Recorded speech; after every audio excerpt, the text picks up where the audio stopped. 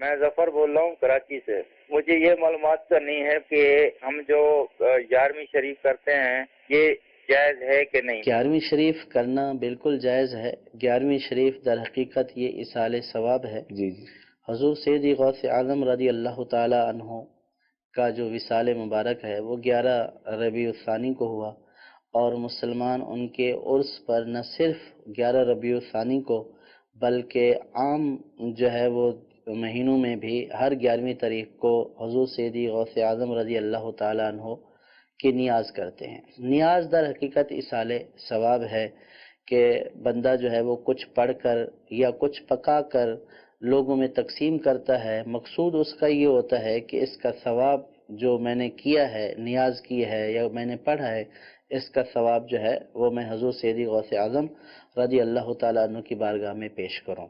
اور اصال ثواب احادیث سے ثابت ہے۔ نبی کریم صلی اللہ تعالیٰ علیہ وسلم سے پوچھا، یا رسول اللہ میری والدہ اچانک فوت ہو گئی اور اگر وہ زندہ رہتی تو صدقہ کرتی، تو اب اگر میں ان کے لیے اپنے طور پر صدقہ کروں تو کیا ان کو ثواب پہنچے گا؟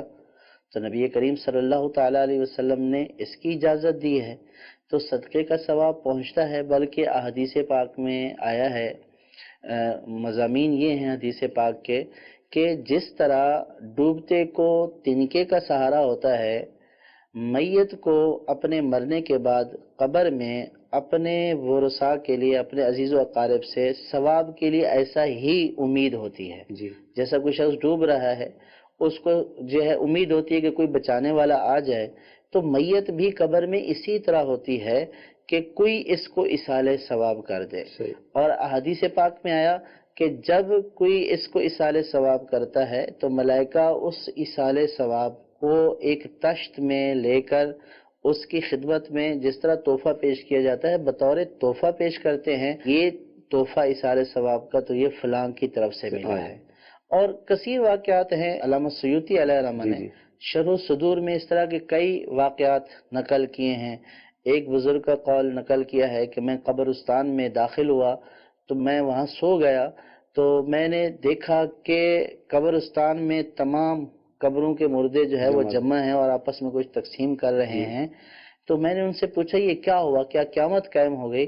تو انہوں نے یہ کہا کہ یہاں سے ایک شخص گزرا تھا قبرستان سے جس نے 3 مرتبہ سورہ اخلاص پڑھ کر ہمیں اصال ثواب کی، تو ہم اتنے دنوں سے اس کا یہ ثواب آپس میں تقسیم کر رہے ہیں۔ تو کثیر اس طرح کے بزرگوں کے واقعات بھی ہیں، اور پھر خود قرآن و حدیث سے بھی اصال ثواب کا ثبوت ہے۔ تو بعض لوگ جو ہے وہ عام طور پر لوگوں میں یہ کنفیوژن پیدا کرتے ہیں کہ نظر و نیاز تو اللہ تعالیٰ کے لیے ہونی چاہیے۔ اللہ تبارک و تعالیٰ تو کسی چیز کا محتاج نہیں ہے، یہ نظر و نیاز اس لیے کی جاتی ہے کہ اس کا ثواب اس بندے کو پہنچایا جائے۔ اور اس کو جو ہے وہ نیاز اس لیے بولتے ہیں کہ چونکہ جس کی بارگاہ میں وہ ثواب پہنچایا جاتا ہے ان کی ایک حیثیت ہے اور وہ اللہ تبارک و تعالیٰ کے برگزیدہ بندے ہیں، تو جب بڑوں کو کوئی چیز پیش کی جاتی ہے تو وہ نیاز کر کے پیش کی جاتی ہے، تو اس لیے اس کو نیاز کہا جاتا ہے۔ 11ویں کی نیاز بالکل کرنا جائز ہے، اور بزرگان دین سے ہم نے یہ سنا ہے کہ یہ خیر و برکت کا ذریعہ بھی ہے کہ آپ کے اگر بڑے آپ سے راضی ہیں تو انشاءاللہ آپ کے سارے کام سیدھے ہیں۔